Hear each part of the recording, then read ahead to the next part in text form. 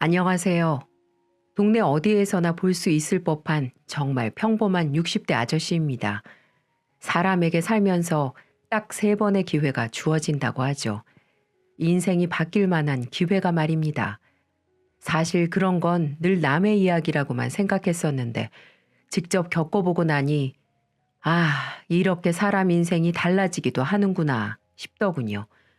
꼭 복권에 당첨되고 많은 돈이 생기는 것만이 인생의 기회가 아니더라고요. 내 주변 사람을 소중하게 생각할 수 있게 되는 거, 일상의 소중함을 다시 깨닫는 것 역시 인생을 바꾸는 기회였어요. 다시 겪고 싶지 않은 일이지만 누군가에게 한 번쯤은 털어놔 보고 싶어 이렇게 사연을 보냅니다. 저는 아내와 30년 가까이 결혼 생활을 유지해 오고 있어요. 아내는 제 첫 직장에서 만났어요. 우리 회사 격리 아가씨였는데 어찌나 똘똘하고 얼굴도 예쁜지 남자 직원들이 전부 데이트 한번 해보고 싶어 안달인 인기쟁이였죠. 그치만 어른공주 같았던 아내의 마음을 여는 사람은 없었습니다. 회사에서 제일 잘생겼다고 소문이 자자했던 제 후배도 단번에 퇴짜를 맞더라고요. 그 모습을 보며 나는 진짜 안 되겠구나. 저런 멋진 애도 퇴짜를 맞는데 나 같은 게 뭐라고 데이트를 해주겠어. 라고 생각했어요. 정성스럽게 쓴 편지를 한껏 구겨서 어딘가에 처박아 뒀었는데 어느 날 아내가 그 꼬깃꼬깃한 편지를 들고 오더군요. 우리 밥 한번 먹을래요? 그 말을 듣고 정말 꿈인 줄 알았어요. 그래서 뺨을 때려보기도 하고 허벅지를 꼬집어 보기도 했죠. 아내와 첫 식사 자리에서도 어찌나 실감이 안 나던지 물어보고 싶은 말이 참 많았는데 그 말들이 쏙 들어가 나오지 않을 만큼 그녀는 너무 아름다웠습니다. 아내는 그런 제가 재미있었나 봐요. 그렇게 한 번, 두 번 만남이 잦아졌고 이듬해 우리는 결혼까지 하게 되었죠. 그런데 예쁜 아내와 결혼하고 탄탄한 회사에서 일하며 앞으로 행복한 일만 남았다고 생각한 제게 예상치 못했던 난관이 찾아왔어요. 결혼하고 몇 달 뒤 회사가 갑자기 부도 위기에 처해지더니 급기야 최종 부도 결정이 나버린 거 아니겠어요? 정말 숨이 안 쉬어질 정도로 막막했어요. 아내를 어떻게 먹여 살려야 하나, 우리는 앞으로 어떻게 살아야 하나, 도저히 말할 용기가 나지 않아 몇 날 며칠을 출근한다고 나와 공원에 죽치고 앉아 있었어요. 그러다가 며칠 만에 결국 큰 마음을 먹고 회사에서 잘렸다고, 회사가 망해버렸다고 얘기하려던 그날 아내가 먼저 입을 열었습니다. 여보, 나 임신했어. 이거 봐. 여기 사진에 작은 점 보이지? 그게 우리 아기래. 너무 귀엽지? 병원에서 초음파 보자마자 나 진짜 엉엉 울 뻔했잖아. 너무 좋아서. 그 말을 듣고 마음이 쿵 하며 내려앉았지만 저는 세상에서 제일 기쁜 사람처럼 웃었어요. 그리고 그 순간 결심했죠. 주저앉으면 안 된다. 어떻게든 살아야 한다. 처음에는 아내에게 회사 이야기를 하지 않았습니다. 대신 회사에서 어렵게 받아낸 퇴직금과 대출받은 돈 조금을 갖고 집과 좀 멀리 떨어진 곳에 작은 가게를 하나 얻었어요. 나름 큰 길가에 있는 가게라 유동인구도 꽤 됐고 뭘 해도 잘 될 것만 같은 느낌이었어요. 그 가게에서 뭘 할까 고민해 봤는데 제가 뭐 요리 같은 거에 소질은 없었지만 고기 하나는 잘 구웠고 또 된장찌개 정도는 팔아도 되겠다는 말을 들을 정도로 꽤 맛있게 끓였거든요. 그래서 음식점을 열어보기로 결심했어요. 처음 몇 달은 벌이가 쏠쏠했습니다. 어느 달에는 회사에서 받던 월급보다 더 버는 때도 있었어요. 그럴 때면 아내에게 돈 뭉치를 턱 내놓으며 사고 싶은 가방이라도 하나 사라며 어깨에 힘을 주기도 했죠. 그럴 때면 아내는 꼭 그 돈으로 제 옷, 제가 좋아하는 음식을 사오더군요. 보너스는 원래 돈 버느라 수고한 사람이 써야 된다면서 말입니다. 명품백, 좋은 옷 한 벌 사라고, 그래도 된다고 돈을 쥐어줘도 자긴 시장 옷이 튼튼하고 좋다던 사람이었죠. 그런 아내와 앞으로 돈 세면서 행복하게 지낼 일만 남았겠구나 했어요. 장사가 이대로 잘 되기만 하면 대출 빚을 갚는 것도 금방이겠다 싶었죠. 그런데 몇 달 가지 않아 일명 오픈빨이 떨어지고 나니 장사는 내리막길을 걷기 시작했습니다. 장사를 해본 적이 있어야 뭐가 문제인지 뭘 해야 하는지 알 텐데 그런 걸 모르니 마냥 손님을 기다리기만 했어요. 가격을 내려도 보고 다시 올려도 보고 어떻게든 마진을 많이 남겨보려고 새벽 시장에 나가서 직접 고기를 끊어오기도 했는데 아무리 열심히 일해도 하루 종일 고기를 팔아도 매상은 적자를 벗어나지 못했죠. 그런 일이 한 달, 두 달, 세 달 계속되니 마음이 초조해졌고 월급 봉투를 기다리는 아내에게 마음에도 없는 거친 소리를 내뱉는 날도 많아졌습니다. 도저히 맨정신으로는 아내를 볼 자신이 없어서 매일매일 빈 가게에서 혼자 만취할 정도로 술을 마시고 겨우 집에 들어가기도 했죠. 그런 생활을 한참 하던 어느 날 아내가 가게로 찾아왔어요. 정말 깜짝 놀랐습니다. 도대체 어떻게 알고 거기로 온 건지, 무슨 핀잔을 하든 그건 다 내 업이다 라고 생각하며 고개를 푹 숙였는데 아내는 아무 말도 하지 않은 채 그저 저를 꼭 안아주었습니다. 걱정하지 마. 우리 둘 다 사지 멀쩡한데 뭔들 못하겠어. 힘을 합치면 잘 될 거야. 다시 시작해보자. 진작 알아주지 못해서 미안해. 아내의 말을 듣고 속절없이 눈물이 흘렀어요. 그래서 아내 가슴팍에 얼굴을 묻고 한참을 울었죠. 그때부터 아내와 힘을 합쳐 전단지도 돌려보고 할인 이벤트도 해봤지만 역시 달라지는 건 없었어요. 둘 다 장사엔 재능이 전무했거든요. 그때마다 저는 한숨을 쉬며 소주를 찾았고 아내는 자꾸 어디론가 사라지더군요. 자꾸 사라지는 아내가 이상해 어느 날은 뒤를 밟아봤는데 다른 식당에 가서 설거지 아르바이트를 하고 있더군요. 만삭의 몸으로 그렇게 힘든 일을 하면서 아내는 저한테 불평 한 번 한 적이 없었어요. 그리고 아내가 그렇게 일한 덕분에 대출 이자는 밀리지 않고 낼 수 있었죠. 그렇게 어렵게 살면서 우리는 2명의 아들을 낳았고 아이들은 어느덧 20살이 넘었습니다. 바쁘다는 핑계로 많이 돌봐주지도 못했는데 알아서 척척 성장한 아이들이었어요. 바르고 곱게 자라서 꼭 자기들처럼 고운 신부감을 데려와 결혼하겠다고 하더군요. 아들 둘을 결혼시키고 나니 그제서야 우리 2사람의 신혼이 다시 시작됐어요. 진짜 신혼 때는 먹고 사는 게 너무 힘들어 신혼을 즐길 틈도 없었는데 이제 그때보다는 장사도 안정됐고 가게에 아르바이트 학생도 둘 수 있을 정도로 살만해졌으니 이제라도 같이 놀러도 다니고 신혼처럼 지내봐야겠다고 생각했어요. 그런데 어느 날부터 아내가 부부관계를 거부하기 시작하더군요. 분위기를 잡아보려고 하면 피곤하다고 피해버리고 무기력하다고 피해버리고 처음에는 부끄러워서 그런가 아니면 갱년기라 그런가 싶어 여자한테도 좋다는 영양제도 사다 줘보고 맛있는 음식도 사다 줘봤는데 아내의 마음은 도무지 열리지 않더라고요. 심지어는 10분에 한 번씩 화장실을 들락날락거리는 거예요. 나랑 같이 있기 싫어서 화장실로 도망이라도 가는 건가? 정말 그런 생각까지 들었어요. 근데 다행인지 불행인지 그런 건 아니더군요. 냄새가 아주 지독했어요. 오죽하면 제가 냄새 나니까 화장실 문 좀 살짝 열고 다니라고 할 정도였어요. 한 번 들어가면 20분, 30분씩 안 나오는데 나오고 또 10분 있으면 들어가고 또 그렇게 30분 만에 나왔다가 또 10분 만에 화장실로 들어가 버리니 저도 미칠 노릇이었어요. 게다가 다이어트를 얼마나 열심히 했는지 하루하루 눈에 띄게 말라가더라고요. 얼마 지나지 않아서는 처녀 때보다 더 마른 몸매를 갖게 됐죠. 도대체 50이 넘은 나이에 왜 그렇게 살을 빼는지, 왜 자꾸 화장실에 들어가 나오질 않는 건지 곰곰이 생각해봤는데 아무리 생각해봐도 답은 하나뿐이었어요. 아내한테 다른 남자가 생겼구나. 남자가 늙으면 아내한테 무시당한다더니 내가 그런 꼴을 당하는구나 싶어 정말 분노가 치밀더군요. 처음에는 화장실에 가며 미안해하기라도 하더니 언젠가부터는 그런 기색도 없더라고요. 그때 알았습니다. 아, 이제 날 남편으로 인정도 안 하는구나. 자존심이 상하고 분해 당장이라도 아내를 내쫓아 버리고 싶었지만 그래도 애들 엄마인데 그렇게 쫓아낼 수는 없었어요. 그래서 식당 아르바이트 학생에게 부탁해 협의 이혼 서류를 구했어요.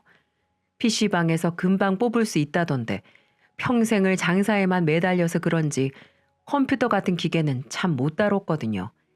그렇게 얻은 서류에 제 인적사항을 적고 마지막으로 도장까지 찍은 뒤 침대 옆 협탁 서랍에 넣기 위해 서랍문을 열었어요.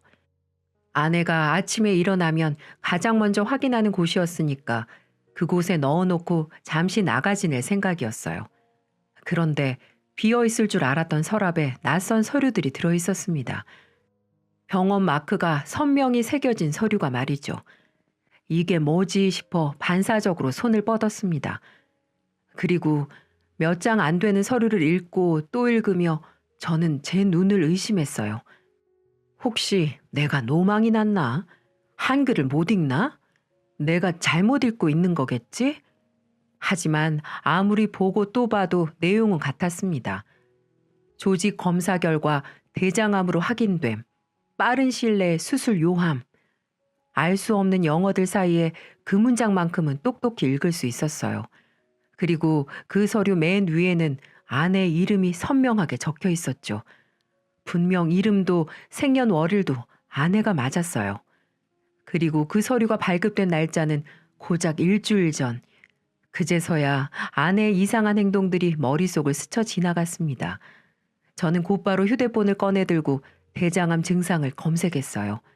무기력감, 피로감, 갑작스러운 체중 감소, 장에 가스가 차는 증상, 배변 습관의 변화까지 아내가 보이던 이상한 행동들은 하나같이 대장암 증상이었습니다. 또 화장실에 들어갔다가 한참 만에 나오는 아내를 붙잡고 물었어요. 이게 대체 뭐냐고. 아내는 입을 다물고 있다가 한참 만에야 눈물과 함께 말을 쏟아냈습니다. 우리나라 참 좋은 나라야. 나이 50이 넘어가니까 건강검진할 때 대장암 검사라는 걸 해주더라. 그것도 무료로. 그래서 한번 받아봤어. 어차피 공짜니까 별일이 없겠지만 다들 50 넘으면 해본다길래.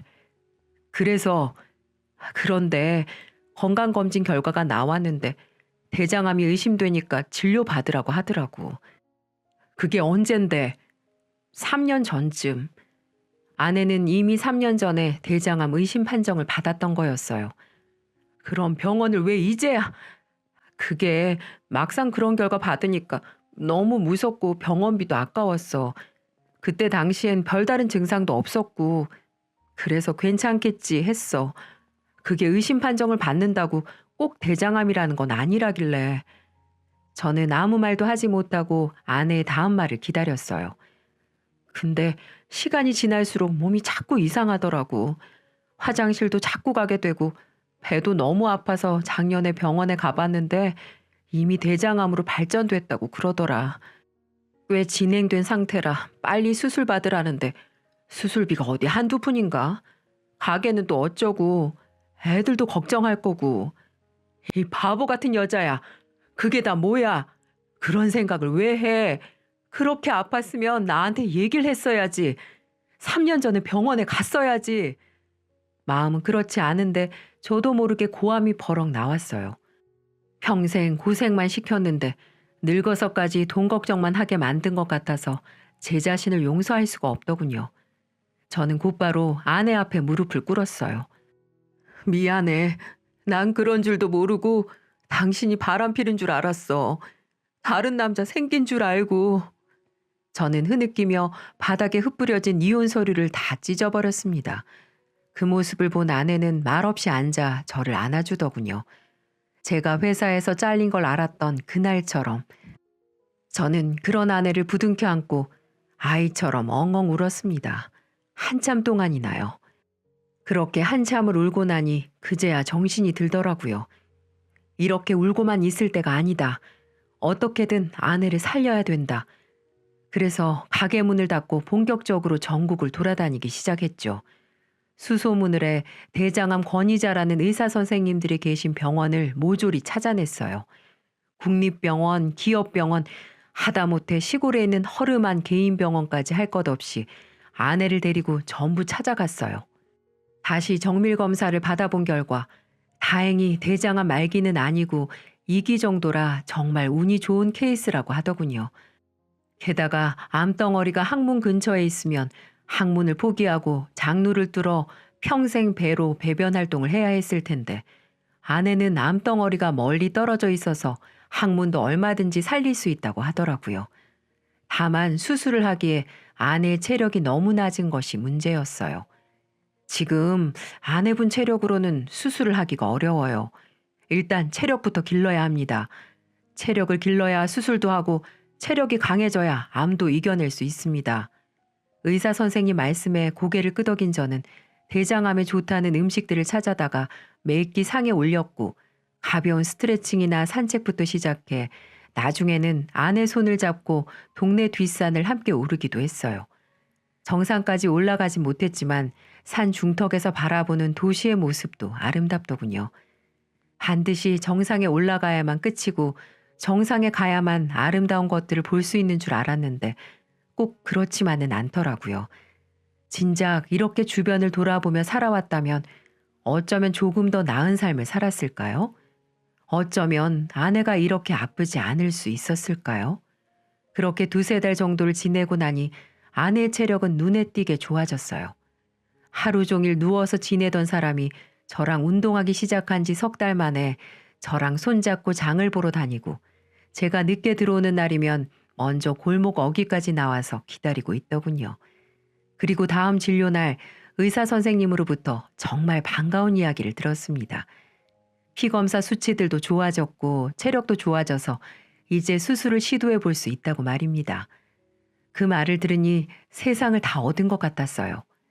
그 순간에도 아내는 수술비를 어떻게 마련해야 할지 모르겠다며 걱정했지만 저는 집을 팔아서라도 아니 제 장기를 팔아서라도 아내를 살릴 수만 있다면 뭐든 할 각오가 되어 있었어요.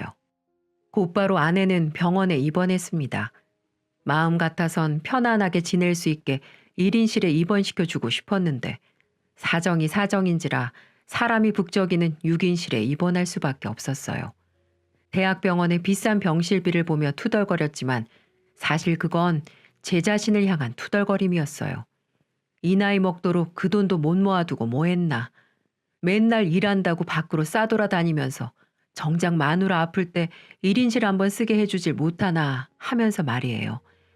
애들 낳았을 때도 병원에서 1인실 쓰는 산모들을 그렇게 부러워하는 아내였는데 전 그 작은 소원 하나 들어주지 못하는 참 못난 남편이었어요. 그럼에도 불구하고 아내는 내내 밝은 얼굴만 보여줬습니다. 이제 속이 후련해. 당신한테 어리광도 부릴 수 있고 이렇게 하루 종일 붙어 있을 수도 있고. 그게 뭐 어려운 일이라고 여태 참고 살았어? 그냥 당신은 늘 바빴잖아. 나랑 애들 먹여 살린다고 바빴던 거 다 아는데 어떻게 그런 사람한테 어리광을 부려. 그것도 다 늙어서. 내 눈에 당신은 여전히 젊고 너무 예쁜데? 어리광을 부리든 투정을 부리든 상관없으니까 이젠 혼자 참지 마. 아무것도. 알겠어? 발그레 웃는 아내를 보며 느꼈습니다. 여전히 아내는 여자라는 걸, 사랑받고 싶어하는 여자라는 걸 말이에요. 아이들에게는 끝까지 말하지 말라고 해서 연락도 못하고 저 혼자 아내를 수술실로 들여보냈습니다. 나올 때까지 여기서 꼼짝도 안 하고 있을 테니까 마음 편하게 먹고, 알았지? 아유, 그러지 말고 식사나 하세요. 당신이 잘 먹고 잘 쉬고 있어야 내 마음이 편할 것 같아. 나 수술 잘 받고 나올 테니까 잠도 좀 자고 밥도 좀 먹고 있어. 내 부탁이야. 어? 저는 고개를 끄덕였어요. 5시간의 긴 수술. 전 수술실 앞에서 한 발자국도 움직일 수 없었어요. 그럴 일은 없겠지만, 정말 그럴 일은 없겠지만 혹시라도 아내가 잘못된다면 그 순간에 밥이나 먹고 있었던 제 자신이 용서되지 않을 것 같았거든요. 그렇게 망부석처럼 5시간을 수술실 앞에 버티고 있었더니 담당 의사 선생님이 나오셨어요. 모자와 마스크로 얼굴이 다 가려져 있어서 인상을 쓰고 계시는지 웃고 계시는지 알 수 없어 긴장이 되더군요. 드라마에서 보던 것처럼 미안하다는 말을 하실까봐 얼마나 조마조마했는지 몰라요. 하지만 다행히 의사 선생님은 저에게 미안하다는 말 대신 다른 말을 전해주셨어요. 수술은 잘 끝났습니다. 예상보다 조금 더 걸렸는데 아주 잘 버텨주셨어요. 의식이 돌아오면 병실로 올려드릴 테니까 이제 병실에 가서 기다리세요. 선생님, 정말인가요? 그럼 이제 걱정 안 해도 되나요? 네, 생각보다 상태가 나쁘지 않았어요. 전이도 없었고 암 위치도 무난한 편이라 말끔하게 제거했습니다. 그동안 마음고생 많으셨어요. 회진 때 봅시다. 제 어깨를 툭툭 치며 지나가는 의사 선생님을 향해 몇 번이나 90도로 감사 인사를 전했어요. 그 순간 세상에 어떤 신보다도 위대해 보였고 감사하다는 말로 표현이 안 될 정도로 감사했어요. 안도의 눈물을 흘리며 병실로 올라가 있었더니 1시간쯤 뒤에 아내가 침대에 실려 올라오더군요. 몽롱한 정신 와중에도 수술 부위가 아픈지 계속 인상을 찡그리고 있더라고요. 그래서 간호사에게 무통주사를 부탁했습니다. 무통주사 끊이지 않게 놔주세요. 돈은 얼마가 들어도 상관없으니까 이 사람 좀 안 아프게 해주세요. 네, 남편분이 아주 자상하시네요. 환자분이 많이 행복하시겠어요. 젊은 간호사가 씩 미소 지으며 나가자 아내는 제 팔뚝을 툭툭 치더군요. 무슨 무통주사야. 나 그냥 참으면 돼. 애들도 낳았는데 이까짓 거 못 참겠어? 잠자코 그냥 있어. 당신은 이제부터 그저 아프지 말고 편하게만 있으면 돼. 이제 내가 다 알아서 할게. 당신은 공주님처럼 내 옆에만 있어. 아내는 아픔 와중에도 제 말이 웃겼는지 피식 웃더니 고개를 끄덕이더라고요. 병원에 있는 일주일 동안 정말 행복했어요. 그렇게 얼굴 마주보고 얘기한 게 얼마만인지. 마지막으로 기억나는 아내의 얼굴은 젊은 아가씨의 얼굴이었는데 어느새 주름이 자글자글한 할머니가 되었더군요. 우리는 서로 손을 꼭 붙잡고 그동안 하지 못했던 이야기 보따리들을 다 풀어냈어요. 신혼 때 어려웠던 얘기, 애들 키우면서 힘들었던 얘기, 또 어느 해 생일에 갔던 수목원이 예뻤다는 얘기, 다시 태어나도 당신과 살 거라는 얘기, 정말 많은 이야기들을 나눴어요. 그리고 퇴원이 임박했을 즈음 병원비가 만만치 않아 누구한테 빌려야 하나 고민하고 있던 차였는데 옛날에 친구놈이 하도 사정을 해서 들었던 암보험 하나가 생각나더라고요. 반신반의하며 확인해봤더니 다행히 아내의 수술비와 병원비 모두가 보험으로 처리 가능하다고 하더군요. 잊고 살았던 보험 덕분에 병원비는 무리 없이 해결할 수 있었습니다. 아내는 퇴원한 뒤 다시 식당에 나와 장사를 돕겠다고 했지만 제가 결사반대했어요. 평생 물 마를 날 없었던 아내의 손에 이제는 물 대신 다른 게 닿았으면 좋겠다 생각했거든요. 옷도 좀 들었으면 좋겠고 예쁜 가방도 들었으면 좋겠고 말이에요. 그래서 고민 끝에 가게를 아예 정리해버렸습니다. 어차피 생활비만 근근히 벌리던 가게였는데 이참에 다시 취직해서 안정적인 소득을 버는 게 낫겠다 싶었거든요. 그러지 않길 바라지만 재발이 될 수도 있는 거고 어딘가 다른 곳이 아플 수도 있으니까요. 또 자영업보다는 회사를 다녀야 가끔 휴가 쓰고 놀러 갈 수도 있을 테고요. 제 간절한 바람이 하늘에 닿았는지 정말 다행히도 그 후로 아내는 독감 한 번 걸리지 않고 건강하게 지내고 있습니다. 한 달에 한두 번은 저랑 낚시도 가고 마실도 다니면서 다른 평범한 부부들처럼 때로는 신혼처럼 지내고 있어요. 낮에는 직장 일에 밤에는 대리운전 투자까지 뛰며 조금 바쁘게 살곤 있지만 지금이 행복합니다. 내년이면 벌써 수술한 지 5년째라 완치 판정이 내려질 수 있거든요. 완치 판정이 내려지고 나면 신혼 때 못 갔던 신혼여행을 뒤늦게나마 다녀와 보려고 합니다. 아이처럼 신날 아내의 모습을 상상할 때마다 벌써부터 입가에 미소가 지어지네요. 아들 며느리들은 갑자기 변한 저희 집 분위기에 조금 낯설어하는 것 같기도 하지만 내심 좋아하는 것 같아요. 예전에는 집에 잘 오지도 않고 연락도 잘 안 하더니 요즘은 하루가 멀다 하고 지 엄마한테 전화해서 아빠가 뭐 해줬냐, 아빠랑 어디 갔다 왔냐 묻는 것 같더군요. 애들이 가끔 놀리기도 하는지 아내는 애들이랑 통화하다 보면 가끔 얼굴이 붉어지기도 합니다. 그 모습을 보며 저는 또 흐뭇하고요. 소중한 건 항상 곁에 있는데 그걸 우리는 알아채지 못하곤 합니다. 공기처럼 말이에요. 막상 없으면 단 하루도 살 수 없으면서 곁에 있는 게 당연하다는 듯 여기곤 하죠. 위기를 함께 겪으면 그 관계는 더 단단해진다고 하죠. 직접 겪어보니 정말 그렇더라고요.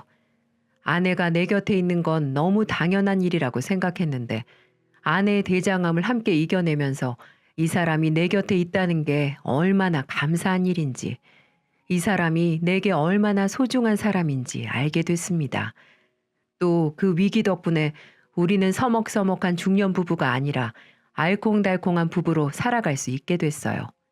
모두에게 권할 수 있는 일은 아니지만 혹시라도 저희 같은 위기를 직면했다면 꼭 이겨내시라는 말씀 전해드리고 싶어요. 위기는 나를 무너뜨리기 위해 오는 것이 아니라 나를 일으켜 세우기 위해서 옵니다. 좌절하지 마세요. 모든 일에는 끝이 있고 언제나 위기와 기회는 함께 오기 마련이에요. 내 곁에 있는 소중한 사람과 함께라면 그 어떤 위기도 우리는 이겨낼 수 있어요. 아내가 앞으로 얼마나 살 수 있을지, 또 제가 얼마나 살 수 있을진 모르지만 어쩌면 30년, 어쩌면 10년일 수도 있는 그 시간을 우리는 하루하루 감사해하면서 살아가 보려고 합니다. 여러분의 남은 시간도 하루하루가 알차게 행복한 날들이었으면 좋겠습니다. 긴 이야기 들어주셔서 감사합니다. 안녕하세요. 사연 읽어주는 남녀입니다. 오늘도 와주셔서 감사드리며 그럼 오늘의 사연 바로 소개해드리겠습니다. 안녕하세요. 저는 50대 여성으로 산을 좋아하는 사람입니다. 돈도 없고 가진 것도 별로 없지만 등산은 꾸준히 했어요. 이것만큼 좋은 취미가 또 있을까요? 무릎만 도와주고 건강만 받쳐준다면 언제까지도 산을 오르고 싶네요. 스트레스 확 풀리고 내려오면 또 힘이 생겨서요. 몇 년 전 산에서 큰일을 겪었습니다. 사람 생명 구했다면 믿으시겠어요? 전 한번 산에 오르면 남들 모르는 길도 잘 가고 깊숙한 곳도 겁없이 잘 가는 사람입니다. 어려서 친정아버지한테 산을 배웠어요. 나무 이름도 잘 알고 남을 약초 모르는 게 없죠. 아는 만큼 보이니까 산도 무섭지가 않더라고요. 그날도 길 아닌 곳으로 쑥쑥 들어갈 때였어요. 그 코스는 저만 아는 길이었는데 저 멀리 널찍한 바위 곁에 못 보던 희끄무레 한 게 보였습니다. 저게 뭐야? 짐승은 아닌 것 같고 무슨 천이 저기 떨어져 있나? 산에선 대담한 저도 겁이 덜컥 나더라고요. 그래도 호기심에 이끌려 그 바위 쪽으로 다가갔습니다. 마네킹인가 싶을 정도로 사람과 가까웠어요. 이쪽은 평범한 등산로가 아니라 웬만한 사람은 못 오는데 이상하다 싶었죠. 가까이 다가갔을 때 저도 모르게 소리를 지르면서 엉덩방아를 찧었습니다. 사람 아니야? 아이고, 여보세요? 여보세요, 어르신! 어찌된 일인지 머리가 백발인 할아버지가 엎어져 있었어요. 바로 옆 오르막에서 굴러 떨어지신 것 같았습니다. 한복 두루마기 차림이셨고 체구가 무척 작았어요. 이마엔 찢어진 자국과 피가 있었고요. 멀리서 봤을 땐 사람인 줄 몰랐던 건 머리 부분이 커다란 잎사귀에 파묻혀 있어서였죠. 천만다행으로 이마의 피는 멈춰서 딱지가 말라붙어 있었는데 이 어르신 의식이 없었습니다. 큰일 났다 싶어 핸드폰을 들었어요. 여보세요? 여기 사람이 쓰러졌어요. 의식이요? 숨은 쉬냐고요? 가만히 있어 보세요. 전 어르신 코 밑에 손가락을 갖다 댔고 약하게 숨쉬고 계신 걸 알 수 있었죠. 살아 계시다고 여기 어디니까 빨리 오시라고 소리를 쳤습니다. 전화를 끊고 전 겉옷을 벗어 쓰러진 어르신을 덮어드리고 팔다리를 연신 주물렀어요. 구급대원 기다리는 시간이 얼마나 길던지 혹시 우릴 못 찾을까봐 일반 등산로까지 뛰어올라가 막 소리를 질렀습니다. 신고한 사람 여기 있다고 이쪽으로 오시라고요. 천만 다행으로 너무 늦지 않게 구급대원이 왔고 전 그분들을 안내했죠. 들것에 실려 그분은 병원에 실려갔고 저도 따라갔습니다. 구급대원이 묻더라고요. 주변에 입은 가방이나 핸드폰 없었냐고요. 아무리 살펴도 그런 건 없었습니다. 정신없이 병원까지 따라갔고 어르신은 간신히 깨어나셨어요. 큰일인 게 그분은 아무것도 기억을 못 하시더라고요. 말도 못 하셨고 이름, 사는 곳, 자식들이 있는지 없는지 도통 얘기를 못 하셨어요. 사리 분별이 안 되시는 것 같았죠. 의사는 떨어진 충격 때문에 기억을 잃은 거라고 하더라고요. 경과를 좀 지켜봐야겠네요. 당장은 안정을 취하시는 게 우선입니다. 빨리 가족을 찾아 소식을 전해야 할 텐데 전 의식을 되찾은 그분의 곁을 지키고 있었어요. 도저히 그냥 갈 수가 없었습니다. 지갑, 핸드폰 대신 그분 품에서 종이 한 장이 나왔어요. 생활고를 호소하며 이만 생을 끝내겠다는 마지막 편지, 유서였습니다. 가슴 아팠던 게 배고픔을 호소하는 내용이 많았어요. 쌀이 떨어진 게 언제인지 기억도 안 난다고, 너무 배고프고 힘들어 아무런 희망이 없다고 이대로 숨을 거두겠다는 내용이었죠. 더 목숨을 부지하느니 주변에 더 패기치고 싶지 않다며 모두 잘 있으라는 마지막 인사가 얼마나 가슴이 아프던지요. 자세한 내막은 몰라도 이 어르신 당장 먹고 사는 게 힘들어 산을 찾은 것 같았습니다. 어르신, 제 말 들리세요? 아무것도 안 들리세요? 대답이라도 해주시면 좋으련만 할아버진 아무 말씀도 못 하셨어요. 제 말을 알아듣긴 하시는 건지 눈을 뜨고 계셨지만 듣지도 보지도 못하는 것 같았어요. 어르신을 보고 있자니 저 중학교 때 돌아가신 친정아빠가 생각났습니다. 아버지는 이분처럼 키가 작고 마르셨었죠. 다 어려서 배고른 탓이라고 하셨습니다. 집안 사정 때문에 툭하면 굶었다고 하셨어요. 그래서 외동딸인 제가 아빠 키보다 더 커졌을 때 진짜 좋아하셨죠. 쑥쑥 크라고 나무처럼 크게 자라라고 입버릇처럼 말씀하셨습니다. 아버진 백구레가 작으셔서 잘 못 드셨지만 저한텐 육해공에서 나는 좋은 음식은 다 해주셨어요. 그런 아버지 중학교 3학년 때 돌아가시고 얼마나 그리워했는지 몰라요. 무슨 사연인지 몰라도 이런 어르신을 혼자 두고 갈 수는 없었습니다. 하지만 가족을 찾을 수가 없으니 병원 직원들, 경찰들도 난감해했어요. 제가 저희 집으로 모시고 가도 될까요? 제 연락처랑 주소 드릴게요. 그 사이 좋아지실 수도 있고 가족들이 실종신고 낼 수도 있고요. 정말 그러시겠어요? 생판 모르는 분인데요. 몸도 성치 않으셔서 간호까지 하셔야 할 텐데요. 그래서 제가 솔직히 말씀드렸습니다. 돌아가신 친정아버지 생각나서 그렇다고요. 실종신고 들어오거나 가족들한테 연락 오면 꼭 전화 달라고 하고 결국 전 어르신을 집으로 모셨습니다. 퇴원 수속 밟고 택시 타고 집으로 왔어요. 말도 못하시고 눈만 껌뻑껌뻑 떴다 감았다 하시면서도 그분은 제가 하자는 대로 순순히 따라오셨습니다. 달리 생각하면 큰일 날 뻔했다 싶었네요. 전 복잡한 생각 없이 어르신 기억 찾을 때까지만 모시고 있자고 했습니다. 안방에 눕혀드리고 얼른 미음을 끓였어요. 솔직히 집이 좋은 건 아니었어요. 오히려 누추하다고 할 수 있었죠. 미음을 먹여드리고 TV를 틀어드렸습니다. 여기가 제 집이라고 기억 돌아오실 때까지 한숨 돌리시라고 했어요. 방에서 나오는데 딸이 와서 보고 깜짝 놀라네요. 어떻게 된 거냐고 물어서 자초지종을 설명했습니다. 딸은 대학 등록금이 없어서 휴학하고 아르바이트를 하고 있었어요. 아침 일찍 나가 밤늦게 들어오는데 하루 사이에 낯선 할아버지가 안방에 누워있으니 놀랄만도 했겠죠. 전 망설이다 유서 얘기까지 했습니다. 오래 굶으신 것 같다고요. 정말이야? 생활고 때문에? 엄마 아니었으면 할아버지 큰일 날 뻔했다. 할아버지, 제 말 들리세요? 안녕하세요. 저 이 집 딸이에요. 22살이고요. 어르신은 여전히 멍한 표정이었어요. 딸이 말도 걸어보고 손도 휘저어 봤는데 어르신은 멍하니 TV만 보시다 스르르 눈을 감으셨습니다. 졸리신 것 같아서 불을 꺼드렸어요. 딸과 전 늦은 저녁을 먹었습니다. 반찬은 변변치 않아도 새하얀 밥 고봉으로 퍼서 먹는데 가슴이 먹먹하더라고요. 쌀 없이 일주일 넘게 뭐 드시며 버티셨을까?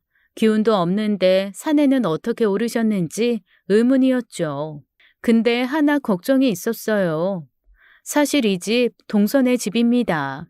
1층에 동선애가 살고 반지하에 저와 딸이 지내고 있었어요.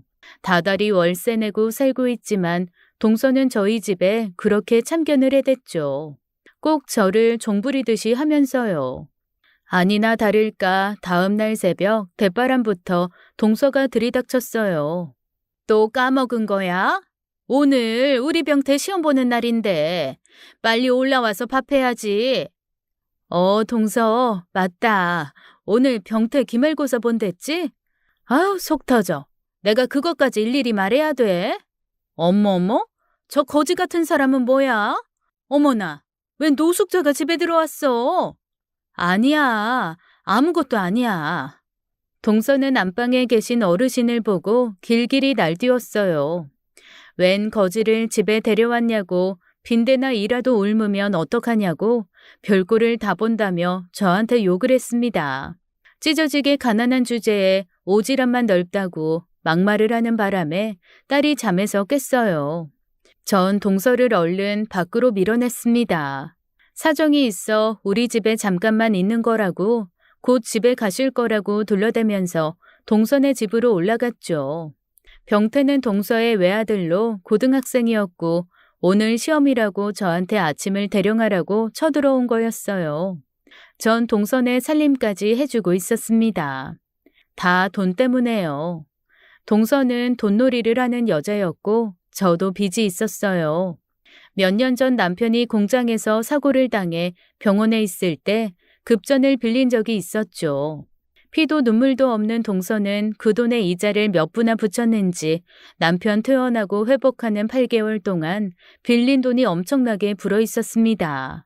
동서 같은 여자한테는 가족이고 뭐고 없더라고요. 제가 이자가 너무 세다고 조금만 봐달라고 하니까 그러면 자기 집 살림을 맡아서 하래요. 최저시급도 안 되는 돈으로 계산해서 이자를 조금 줄여주고 있었죠.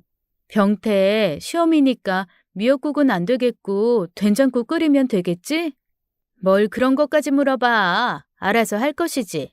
암튼 저 노숙자인지 거지인지 내 눈에 안 보이게 해. 자기 앞가림이나 잘할 것이지. 웬 푼수짓이야? 남의 돈 빚지고 살면서 속도 편한가 봐. 그때 건달로 지내는 시동생이 들어왔어요.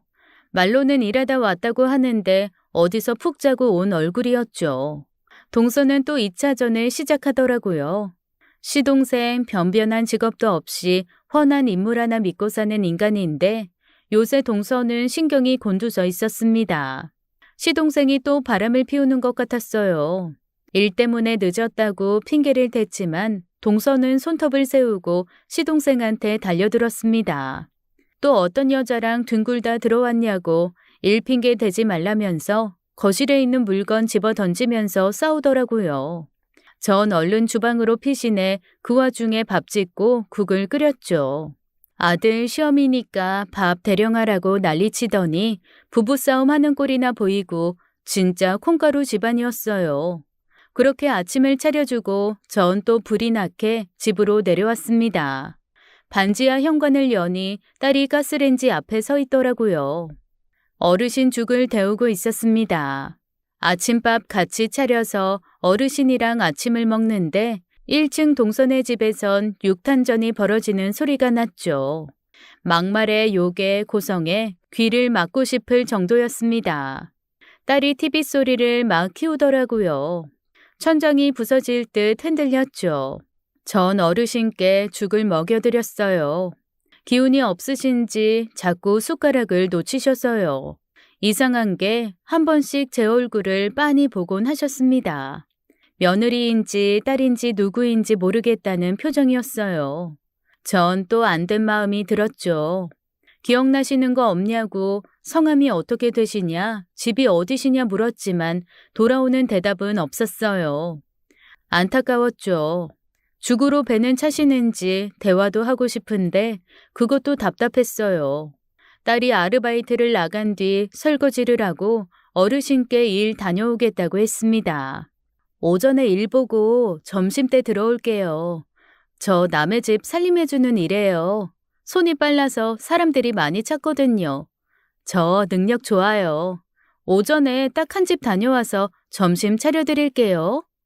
전 혹시나 싶어 방 안에 요강을 놔드렸어요. 화장실 잘 가셨지만 저 없으니까 혹시나 싶어서요. TV 리모컨도 챙겨드리고 후딱 일을 나갔습니다. 정리정돈을 잘하는 성격에 청소에도 일가견이 있어서 제가 도우미로 나가는 집들은 다 인연이 오래됐어요. 일 잘한다고 다른 집 소개를 시켜주셔서 일이 끊이지 않았습니다. 그렇게 전 빚을 갚고 생계를 해결하고 있었죠. 오전, 오후 시간 쪽에 몇 탕씩 일하고 집에 와선 동선에 살림해주고 하루가 정신없이 지나갔죠. 하지만 어르신 모시고서는 일하는 것을 좀 줄여야 했어요. 당분간이니 허리띠 더 졸라매자 싶었습니다. 어르신 조금씩 바깥바람도 쐬게 해드리고 밥도 질게 지어 나물 반찬도 해드렸어요. 시간이 지나면서 상태가 나아지는 게 제 눈에도 보이기 시작했죠. 제가 말할 때 절 쳐다보시고 기다 아니다 고개도 끄덕이기 시작하셨어요.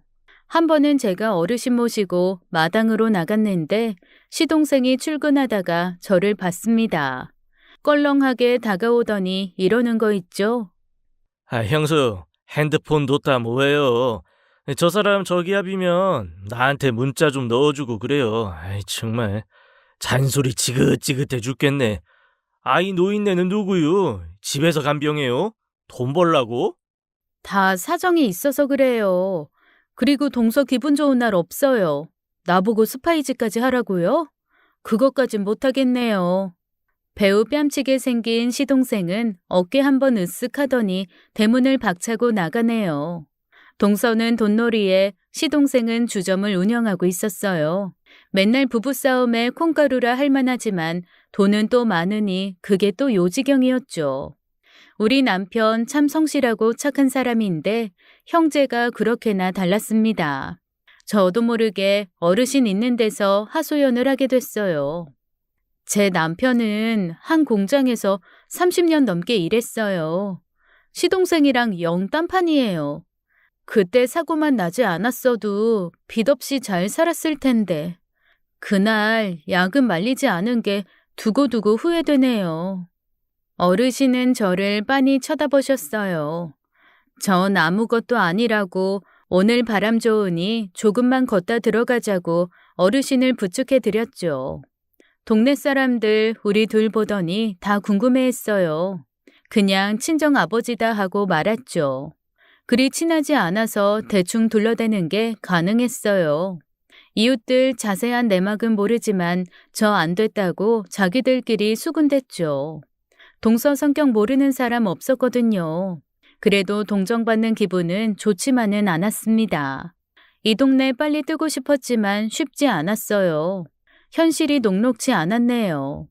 잠깐의 사고로 우리 남편 손가락 2개가 사라지고 다리도 절게 되었습니다.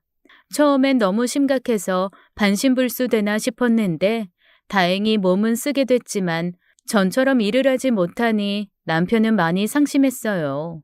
결국 술에 손대더니 말도 없이 고향으로 내려가 버렸습니다. 돌아가신 시부모님이 계시던 빈집에 처박혀 불러도 나오지 않더라고요. 자긴 이제 쓸모 없어졌다며 비관하면서요. 그렇게나 밝고 씩씩하던 사람이 하루아침에 달라져 버린 거예요. 매달리고 울어도 보고 별짓을 다 했지만 남편은 끝내 거기 있겠다 고집을 부렸고 전 가끔 반찬을 해서 내려가곤 했습니다. 그나마 위로가 되는 건 고향에 있는 남편 친구였어요. 혼자 사는 중마고우가 있어 둘이 의지하고 지내나 보더라고요. 라면도 끓여 먹고 막걸리도 마시면서요. 사람 일 한 치 앞도 모른다는 말이 딱 맞더라고요. 남편 사고 나기 전까지는 우리 부부도 안정된 노후를 꿈꾸곤 했습니다. 운이 좋으면 해외여행도 한번 가자고 약속했었는데 그런 얘길 저도 모르게 줄줄 했었나 봐요. 어르신이 걸음을 딱 멈추셨습니다. 왜요? 힘드세요? 이제 그만 들어갈까요? 그렇게 산책을 끝내고 들어가는 길이었어요. 그새를 못 참고 동서가 내려와 있었네요. 당장 안 올라오냐고 제가 게으름 부려 집이 엉망이라는 거였습니다. 전 어르신 물 한 잔 드린 다음에 나가봤어요. 집이 엉망진창이었죠. 어제 시동생 외박한 것 때문에 둘이 신나게 싸웠더라고요. 부부싸움할 때 꼭 뭘 집어 던져야 직성이 풀리는지 거실 장식장은 박살나 있고 골프채가 여기저기 보였습니다. 분을 못 참고 부부가 골프채를 휘두르며 싸운 것 같았어요. 한숨이 절로 나왔죠. 동서는 방에 들어가더니 핸드백만 쏙 빼갖고 나오더라고요. 바닥에 유리 천지니까 그거 싹 치우고 저녁 해놓으래요. 통화 내용 들어보니까 시동생 때문에 속상하다고 술 마시러 나가는 것 같았습니다. 산산조각난 유리 때문에 청소가 한참 걸린 것 같아요. 집에 내려가 보니 딸이 와 있었습니다. 아르바이트 한 데서 먹을 걸 갖고 왔더라고요. 아이스크림을 풀어놓고 어르신이랑 먹고 있었어요. 놀랍게도 어르신은 밥보다 아이스크림을 좋아하셨습니다. 찬 음식인데 괜찮을까 걱정됐지만 미소까지 지으시면서 잘 드셨어요. 딸도 저도 놀랐죠. 할아버지, 이거 초코 아이스크림이에요. 맛있어요? 응, 맛있어. 엄마, 들었어? 할아버지 말했어. 집에 오신 지 한 달 만에 어르신은 입을 열었어요. 저와 딸은 너무 놀랍고 좋아서 펄쩍 뛰었죠. 희망이 보여서 담당 형사님한테 전화를 했습니다. 어르신 이렇게나 좋아지셨다고 실종신고 들어온 거 없냐고 물어봤지만 시원한 대답은 못 들었어요. 성함이라도 알아야 할 텐데 그런 건 또 모른다고 고개만 저으셨으니까요. 담당 형사님은 고생 많다고 힘들면 얘기하라고 가실 곳 알아본다고 했지만 전 됐다고 했습니다. 시간이 흐르며 어르신은 밥도 잘 드셨고 많이 움직이셨어요. 하지만 말씀하시는 건 도무지 나아지지 않았습니다. 실어증인가 싶었는데 어떤 때는 대답을 하시고 어떤 때는 입을 꼭 다물고 계셔서 그것도 종잡을 수가 없었어요. 그 사이 동서는 더 미쳐가고 있었죠. 시동생이 바람난 여자랑 두 집 살림 차린 거 알고는 정신을 못 차렸어요. 병태는 부모 불화 때문에 학교도 제대로 안 다니고 툭하면 외박을 했고요.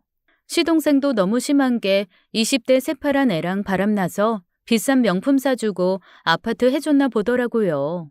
그 여자애는 보란듯이 그걸 자랑하고 다니고요. 동서는 그 화풀이를 저한테 하며 어르신을 그렇게 괴롭혔어요.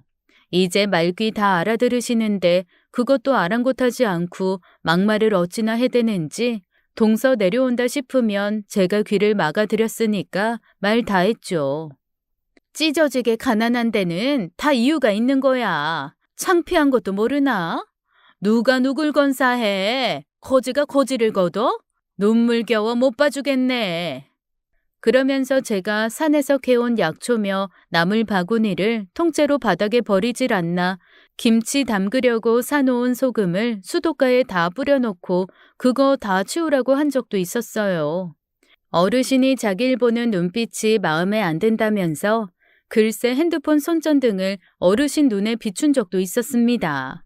그만 좀 하라고 시동생 내가 잘 타일러 보겠다고 했더니 자존심 상하는 얘기했다고 또 길길이 날뛰더라고요. 왜 부부 일에 주제넘게 나서냐면서요. 동서가 한바탕 난리를 치고 나면 기운이 쏙 빠져 아무것도 할 수가 없었어요. 언제까지 이 꼴을 봐야 하나 눈덩이처럼 불어난 빚은 줄어들 기미도 안 보이고 너무 힘들었죠. 한 번은 제가 일 갔다 와보니까 어르신 빨래를 싹 걷어 음식물 쓰레기통에 버렸더라고요. 오물이 묻어 다시 빨 수도 없게요. 제가 너무 심한 거 아니냐고 그만 좀 하라고 하니까 저한테 집에 전염병 옮게 생겨서 그랬다고 배째라는 겁니다. 알지도 못하는 노인네 거둔다고 힘 빼지 말고 자기 집 일이나 잘하래요. 그럴 시간 있으면 빚을 한 푼이라도 더 갚으라는 거였습니다. 전 알겠다고 했어요. 밤을 꼬박 새서라도 일해서 빚 갚을 테니까 폐악 좀 그만 부리라고 했죠. 다달이 200만 원은 더 줘야 수지가 맞지. 사정 봐줬는데 안 되겠어. 그거 못하겠으면 노인네를 내버리는 게 맞지. 혼자 쓸데없는 오지랖 떨 시간 있으면 돈이나 갚아. 참, 그리고 찝찝하니까 우리 집 반찬 만들 때 팔팔 끓는 물로 손 소독하고 와. 알았어? 동서, 말이 심하네. 날 사람 취급도 안 하는 거야? 동서 눈엔 내가 병균으로 보여? 말 잘했네. 병균, 버러지? 그 비슷하게 보여. 끼리끼리 논다더니. 아유, 귀찮아. 빨리 내쫓든가 해야지. 동서가 현관문을 쾅 닫고 나가는데 현관 경첩이 떨어지더니 문이 기우뚱 하더라고요. 순간 거실에 계신 어르신 머리로 철제 현관문이 무너져 버렸습니다. 전 본능적으로 일어나 문을 막았고 어르신은 놀라서 그대로 굳어버리셨어요. 다행히 어깨 조금 긁히고 말았는데 어찌나 놀랐는지 다음 날까지 심장이 벌렁벌렁했습니다. 동서가 그러면 어르신은 조용히 안방으로 들어가셨어요. 마치 아무것도 못 듣고 못 봤다는 듯 행동하셨죠. 상황을 이해하기 힘드셨을 거예요. 동서가 소리 지르고 폭력적으로 구니 겁에 질리신 것 같았습니다. 솔직히 저 없을 때 어르신께 무슨 짓을 하는지 알 수가 없었어요. 나름대로는 최선을 다했지만 한계가 있었습니다. 한 번은 수중에 돈이 없어 콩나물밖에 살 수가 없었어요. 너무 민망하더라고요. 콩나물국, 콩나물 무침이 전부인 밥상, 한숨이 나왔지만 어쩌겠어요. 그거라도 셋이 나눠 먹을 수밖에요. 딸도 참 잘했어요. 퇴근하고 집에 오면 어르신의 말벗으로 살갑게 대해드렸죠. 우리 애가 말주변이 좋거든요. 일하면서 만난 진상 손님들 푸념도 하고 요새 유행하는 농담 같은 것도 조잘조잘 얘기하면서 어르신 손톱도 깎아드리고 머리도 감겨드리고요. 할아버지, 진상 손님이 무슨 뜻이게요? 자기가 손님이라고 왕처럼 대접바라는 예의 없는 사람을 말해요. 제가 오늘 그 진상한테 당했잖아요. 할아버진 그런 사람 아니었죠? 알바하는 데서 간식 나오면 꼭 가져와서 같이 먹었어요. 딸한테 어르신 어렵지 않냐고 물어보니까 아니래요. 엄마가 왜 모셔왔는지 알겠다고 꼭 외할아버지 같다면서 계시는 동안 잘해드리고 싶다고 해서 놀랬습니다. 집안 사정 때문에 일찍 철들었나 한편으론 짠하기도 했어요. 한 달 지나서는 세 사람 정말 가족처럼 잘 지냈네요. 그 사이 남편이 딱 한 번 집에 왔었습니다. 손 상태도 안 좋고 다리도 더 저는 것 같아서 병원에 가자고 억지로 데리고 왔는데 집에 웬 할아버지가 계시니 남편이 놀라더라고요. 그간의 사정 얘기를 하니 남편이 고개를 끄덕였어요. 상황이 안 좋아 그렇지 천성이 착한 사람이었습니다. 저한테 꼬깃꼬깃 모은 돈 주면서 소고기 묵고 끓여드리라고 했네요. 몸보신 시켜드리라면서요. 어르신은 남편 모습을 유심히 보는 것 같았죠. 이 사람 미리 아빠예요. 지금은 몸이 이런데 전엔 아주 열심히 일했어요. 딸이 꼭 아빠 닮았죠? 어르신은 고개를 끄덕이셨어요. 네 사람이 한 상에 둘러앉은 저녁이었죠. 도란도란 밥 먹고 있는데 동서가 들이닥쳤어요. 남편이 숟가락을 내려놓고 벌떡 일어나더라고요. 남편은 동서를 무척 싫어했습니다.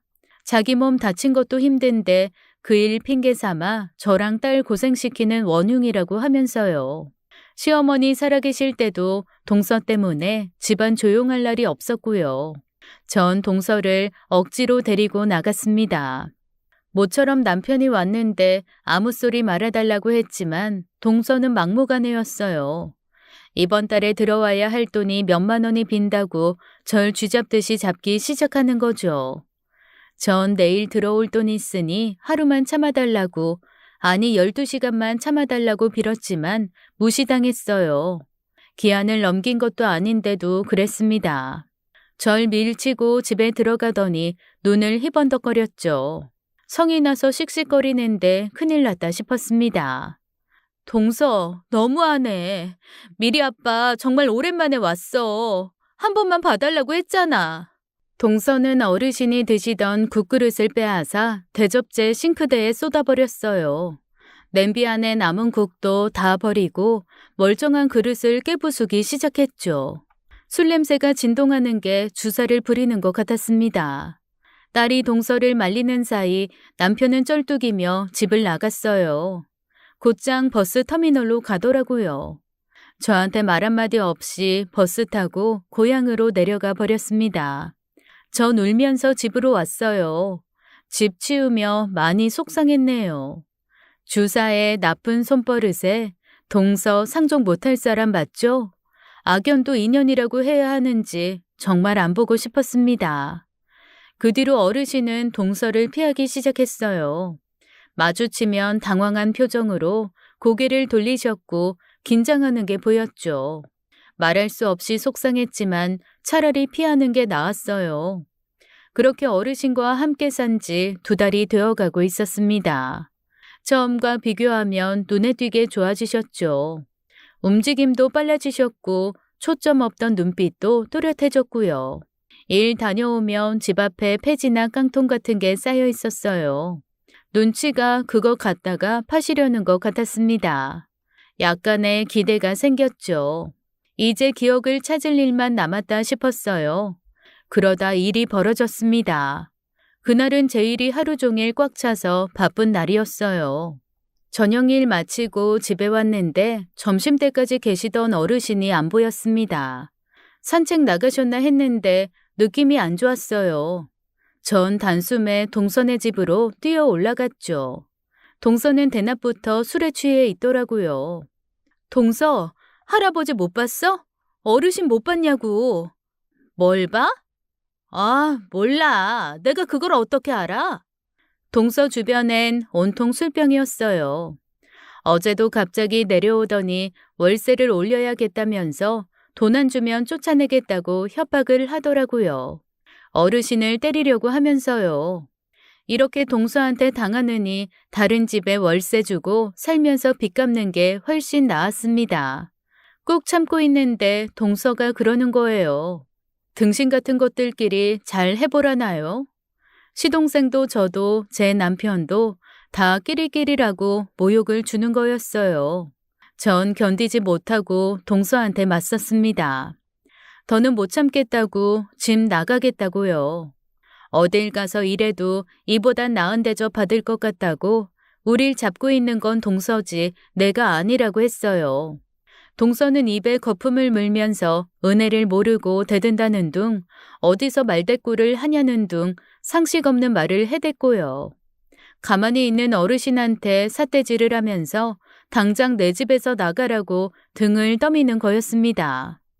그만 좀 해. 시동생 바람 피우는 게 우리 탓이야? 나 월세 따박따박 내고 빚도 이자도 매달 갚고 있어. 동서네 살림 내가 다 하면서 내가 동서 노예야? 너무 심한 거 아니냐고. 어르신 건드리지 말고 나가. 여기 엄연히 월세 내고 사는 내 집이니까 나가라고. 그때 어르신이 반응하셨어요. 제 손을 잡아 끌면서 자기 뒤로 오라는 것 같았죠. 전 괜찮다고 걱정 말라면서 동서를 문 밖으로 내쫓았고요. 그때였습니다.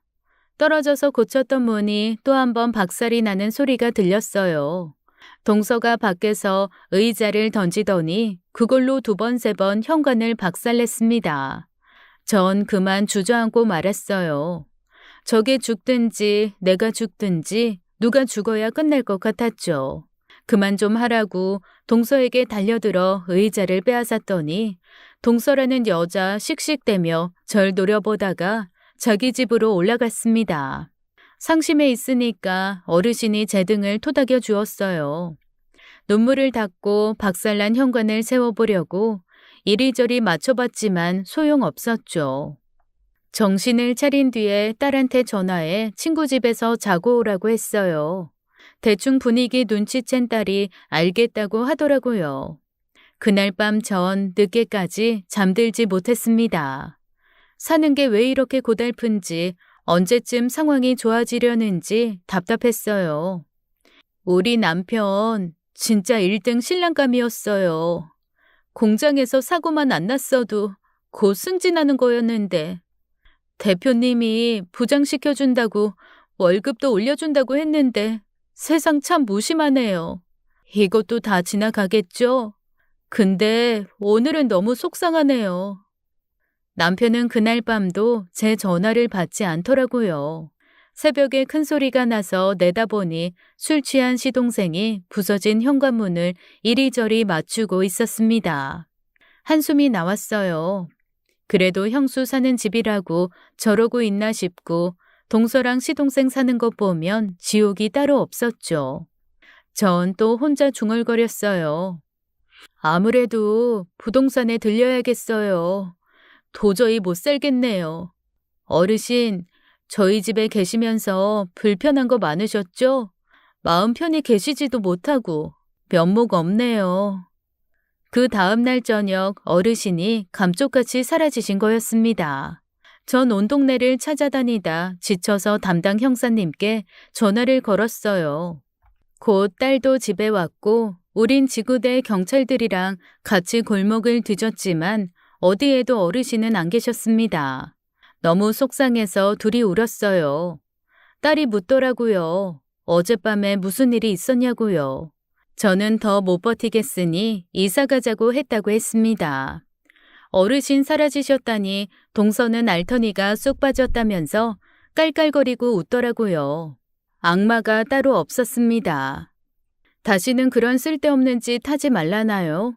그리고 일주일이 지난 아침이었어요. 집을 못 구하면 남편 있는 지방에라도 내려가야지 생각하며 대문을 나섰죠. 그때 골목에 검은색 커다란 고급차가 2대나 와 서더라고요.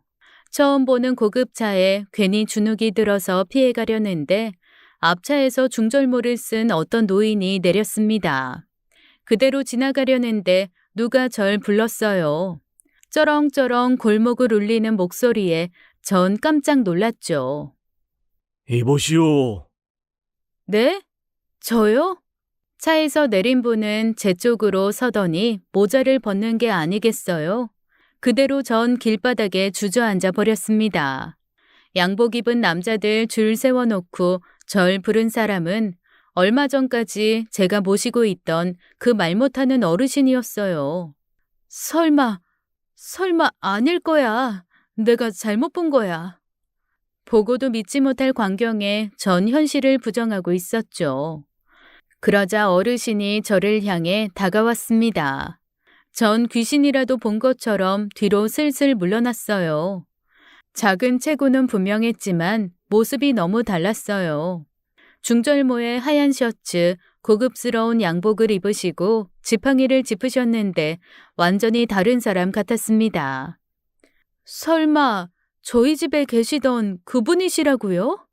맞소이다. 신세가 불어왔소. 전 또 한 번 놀랬죠. 어르신이 말없이 지팡이 한번 휘두르니까 새까만 차에서 보자기로 싼 커다란 상자들이 줄줄이 나왔습니다. 대충 봐도 값 나가는 것들이었어요.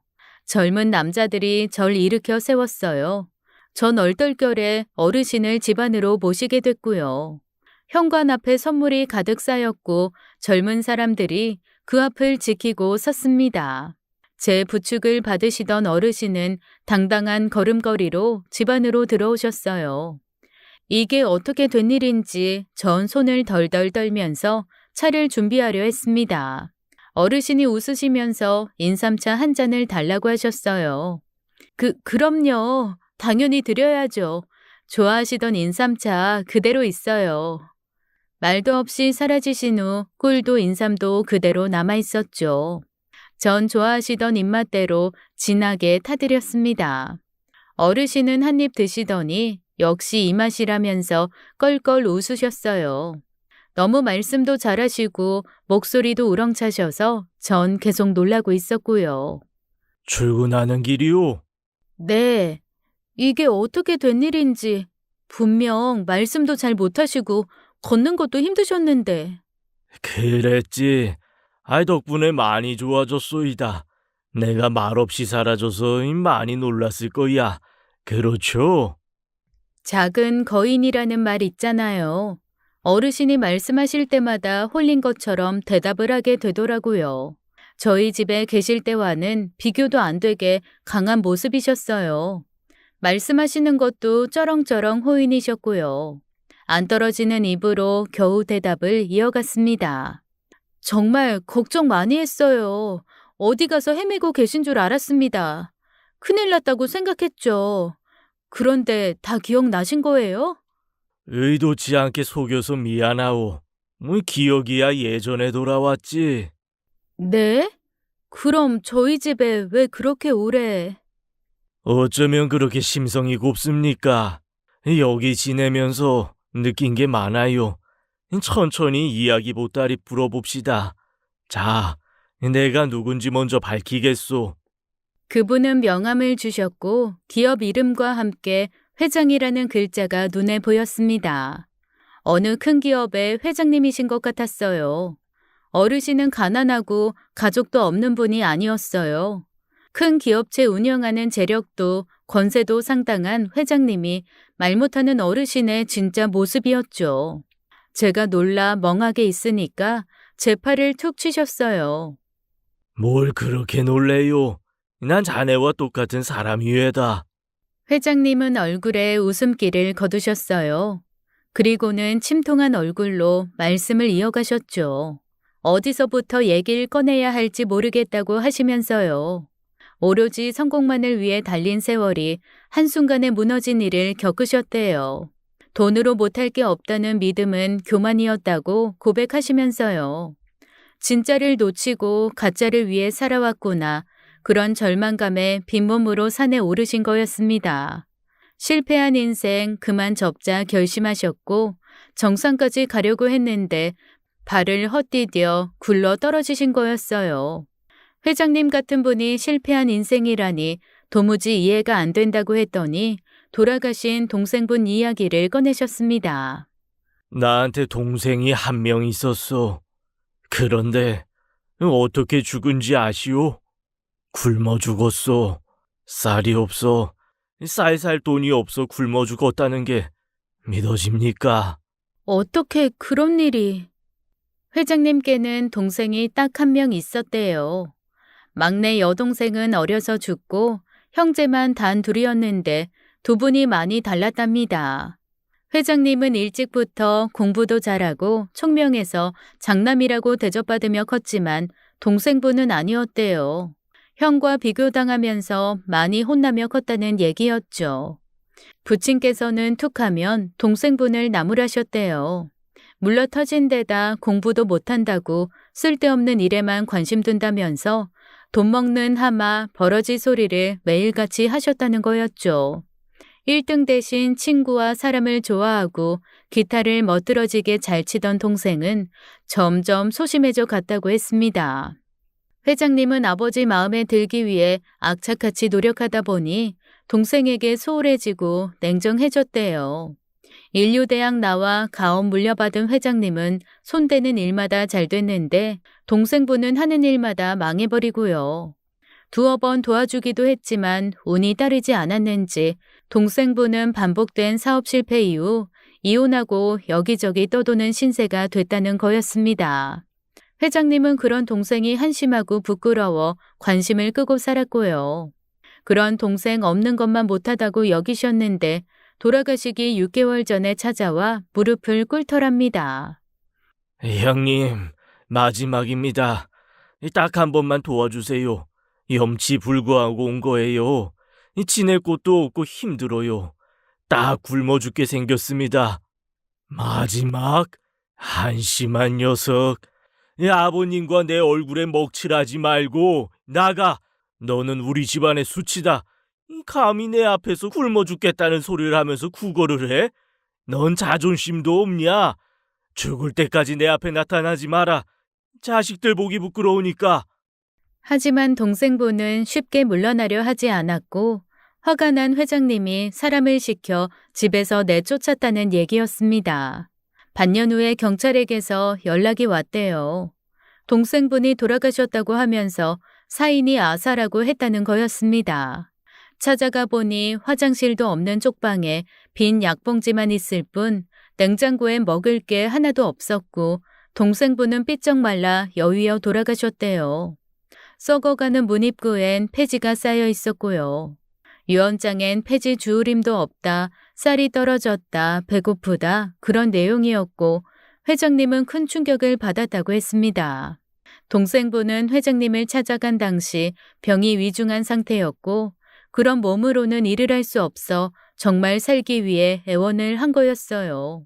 후회가 파도처럼 밀려들어 정신을 잃을 지경이셨대요. 돈이 그렇게 많으면 뭐합니까? 이 굶어 죽어가는 동생 밥 한 끼 먹이지도 못했는데 아사라니, 굶어 죽다니. 난 아무것도 몰랐다오.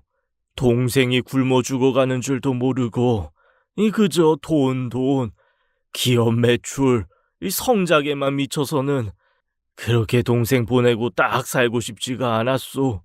이해하시겠소? 병원에서 시신으로 마주한 동생의 모습은 처참 그 자체였다고 했습니다. 앙상하게 드러난 갈비뼈, 피골이 상접한 모습이 지금도 선명하게 떠오른다고 하셨어요.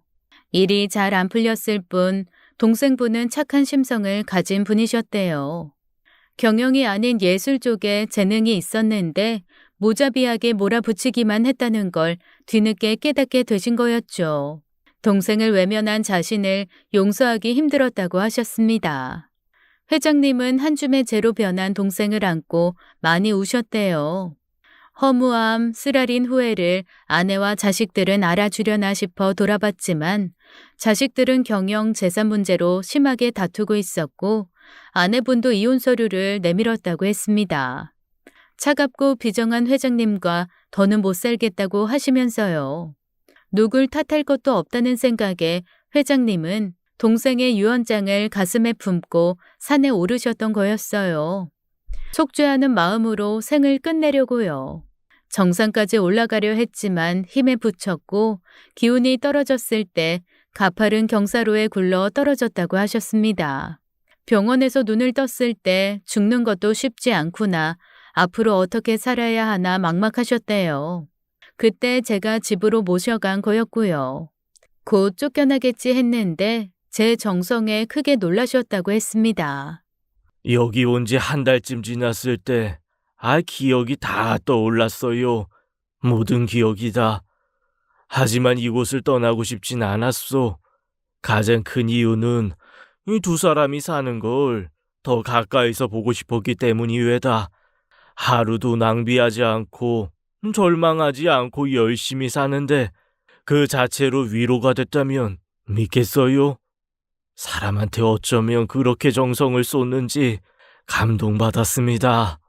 그리고 제 남편이 왔을 때 많이 놀라셨대요. 본인 마음도 괴로우면서 더부살이하는 자신까지 챙기는 모습에 사람에 대한 희망이 다시 생겼다고 하셨습니다. 갈피를 잃은 삶에 새롭게 길이 열린 것 같았대요. 이제야 찾아오신 건 보답을 제대로 하고 싶어 준비할 시간이 필요했다고 하셨고요. 전 할 말을 찾지 못해 눈물만 흘릴 뿐이었어요. 상상도 못할 이야기였죠. 그때였어요. 동서의 목소리가 들렸습니다. 뭐야, 이 사람들은 왜 남의 집을 막고 서 있어? 회장님 얼굴이 굳어지더니 바깥에 서 있던 남자를 부르더라고요. 눈치를 보니까 경호원인지 비서인지 하는 사람 같았죠. 동서는 늘 그랬던 것처럼 저희 집에 쳐들어오려고 했습니다. 하지만 덩치 큰 남자들이 들어가시면 안 된다고 막으니까 엄청 놀라면서 흥분하더라고요. 여기가 내 집인데 왜 못 들어가게 하냐고 항의하다가 안을 힐끗 보더니 비웃기 시작했습니다. 어이가 없네. 그렇게 착한 척하더니 돈 많은 할아버지 문 거야?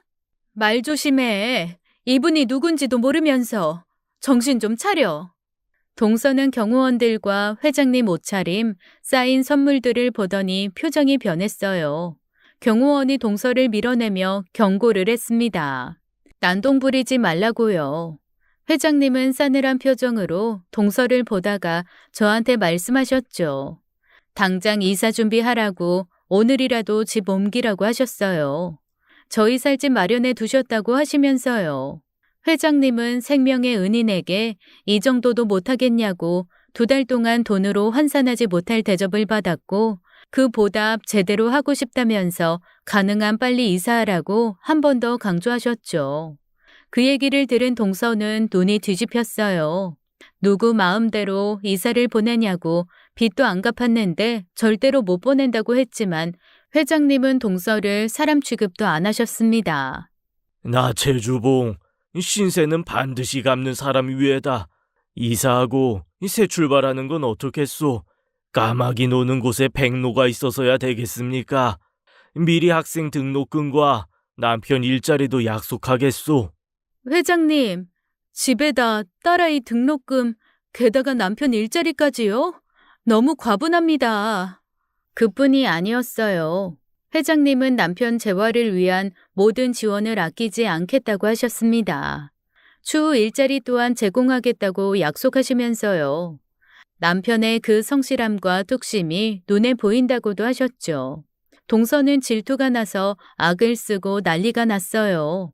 경호원들이 막고 있으니 집엔 들어오지 못하고 폐악질이 시작됐죠. 하지만 회장님이 호통을 치니까 쑥 들어가더라고요. 그만하시오. 이 사람의 탈을 쓰고 어찌 그리 무례하고 천박해. 이 사람은 내 생명의 은인이요. 더 이상 하대했다가는 큰 코 다칠 줄 알아요. 빚도 내가 청산합니다. 내 생명 이 김영주 씨한테 빚졌으니 그게 도리지. 당신과는 일절 말 한마디 섞고 싶지 않으니 저리 썩 비켜요. 그랬더니 동서가 갑자기 회장님 앞에서 태도를 싹 바꾸더라고요. 갑자기 회장님께 굽신대며 잘못을 싹싹 빌더라고요. 그러면 콩고물이라도 떨어질 줄 알고 말이죠. 회장님은 동서에게 제 털끝 하나 건드리지 말라고 경고하셨어요. 돈밖에 모르는 인간이길 포기한 자는 더는 보기도 싫다면서 외면하셨습니다. 그럴만도 하죠. 동서가 어르신한테 얼마나 함부로 굴었나요? 전 그 길로 회장님 차에 함께 탔고 어떤 변호사 사무실로 가게 됐습니다. 우리 집 사정 소상히 들어야겠다고 하더라고요. 빚이 왜 불어났는지, 남편 사고 후에 회사에서 어떻게 해줬는지 하도 자세히 물어봐서 대답도 한참 걸렸던 것 같아요. 집에 왔더니 동서는 배가 아파서 숨이 넘어갔습니다. 자기가 그 어르신 모셨어야 했는데 좋은 기회 날렸다면서 억울해하는 게 말이 되나요? 언제는 이랑 빈대 옵는다고 어르신을 병균 보듯 하더니 이제와 기업 회장님인 거 알고 저러는 거였죠. 퇴근한 딸을 붙잡고 전 숨도 안 쉬고 얘기를 했어요. 딸은 회장님에 대한 정보를 인터넷으로 샅샅이 찾아보더라고요. 그러면서 정말 이상하다고 했습니다. 회장님에 대한 이야기가 온통 부정적인 것 뿐이라고요. 실적을 못 내면 무자비하게 해고해서 피도 눈물도 없는 기업가라는 별명이 있고 지분 때문에 집안 싸움도 시끄럽다고 했어요. 지난날에 회장님이 어떤 분이셨는지 알 것 같았죠. 그날 밤 우리 모녀 뜬 눈으로 밤을 새웠네요. 벌어진 일이 꿈만 같아 통 잠이 오지 않았습니다. 그날 이후 전 동선의 살림은 때려쳤어요. 회장님 등에 업고 기 좀 펴보자 싶더라고요. 어쩐지 동서도 난리 안 치고 조용했어요. 제 눈치를 보는 것 같았습니다.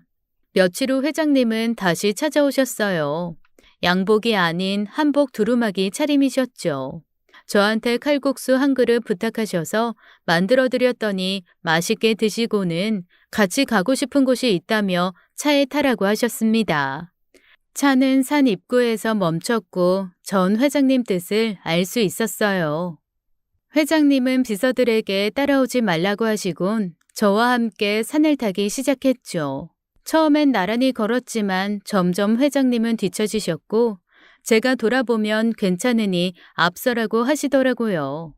저도 오랜만에 가는 거라 도착까지 시간이 걸렸습니다. 저기 커다랗고 평평한 바위 보이시죠? 그 옆에 엎드려 계셨어요. 처음엔 천막이 떨어져 있나 했습니다. 회장님은 말없이 그곳으로 가시더니 그때처럼 엎드리시는 게 아니겠어요? 왠지 말을 붙일 수 없어 정 가만히 지켜만 보고 있었죠. 한참 만에 일어나신 회장님은 그곳에 앉아 하늘을 보시더라고요. 그때 죽지 않고 살아난 게 꼭 동생의 뜻 같다고 하셨습니다. 저희 가족을 만난 것도 그렇고요. 다시 얻은 삶, 전과는 다르게 살고 싶다고 하셨어요.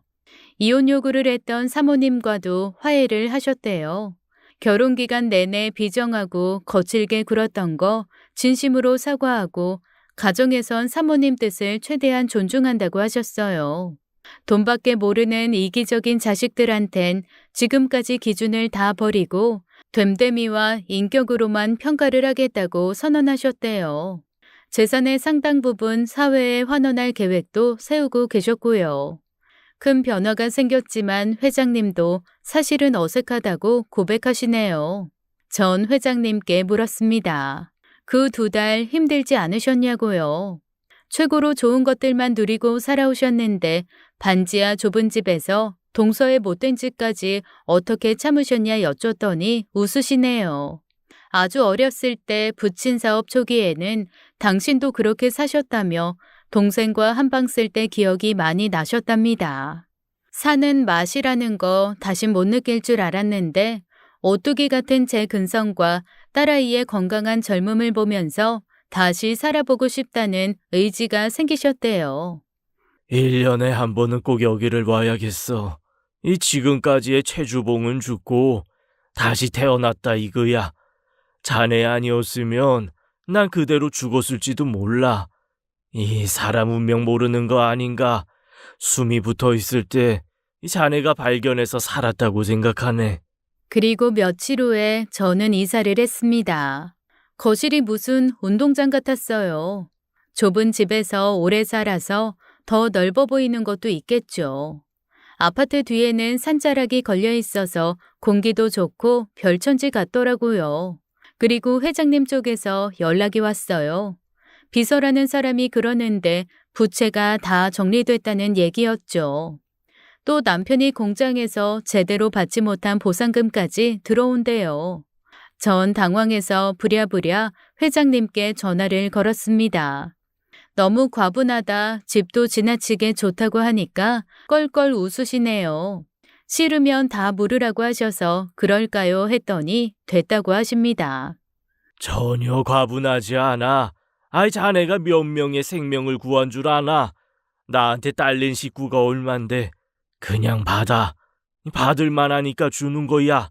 딸이 새 주소를 찾아 집으로 왔고 화장실이 2개다 집이 왜 이렇게 좋냐 입을 다물지 못했습니다. 전 딸에게 등록금 걱정하지 말고 복학하라고 했어요. 망가진 뒤에 못 사줬던 노트북도 새로 주문하고요. 딸이 울면서 그러더라고요. 아빠도 같이 살 수 있는 거냐고 회장님께 가서 큰절이라도 올리고 싶대서 그러자고 했습니다. 명절이나 회장님 생신 때 꼭 챙기기로 약속했어요. 며칠 뒤에 소식을 들은 남편이 새 집으로 왔습니다. 그간 있었던 일 얘기하면서 회장님이 남편을 위해 계획한 일도 털어놨죠. 그게 정말이야? 나한테 다시 기회를 주신다고 했어? 그래, 당신 기억나? 회장님 드리라고 비상금 내놨던 거. 그때 소고기 사서 국 끓여드렸잖아. 그 모습 잊지 못하신대. 미리 엄마, 나 일하고 싶어. 알지, 나 부지런했던 거. 누구보다 일 잘했던 거. 믿기지가 않는다. 꿈만 같다고. 며칠 후 회장님 호출에 세 식구가 함께 집을 나섰습니다. 드라마에서 본 것처럼 회장님 사모님, 자제분들까지 다 나오셔서 저희한테 고맙다고 하더라고요. 보니까 회장님이 시킨 거였죠.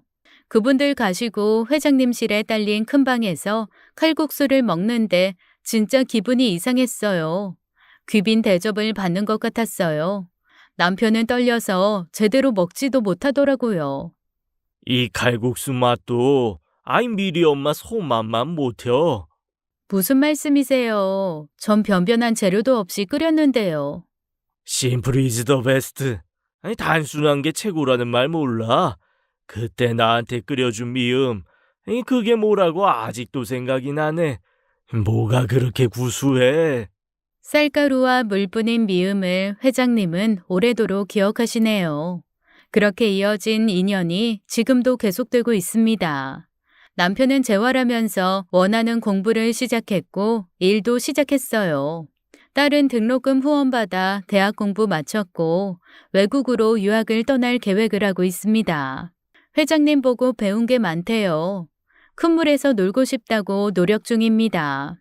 전 요새 체질이랑 약초 공부를 하고 있어요. 갑자기 생활이 피곤해서 긴장이 풀렸는지 몸이 너무 안 좋더라고요. 건강검진 한번 못하고 살았는데 갑상선암 진단을 받고 수술을 하게 됐죠. 다행히 결과가 좋아서 병원 다니면서 몸 만들고 있어요. 저 아프다는 소식에 회장님 사모님까지 찾아오셔서 깜짝 놀랐습니다. 회장님은 수술 앞두고 제가 우니까 막 호통을 치셨어요.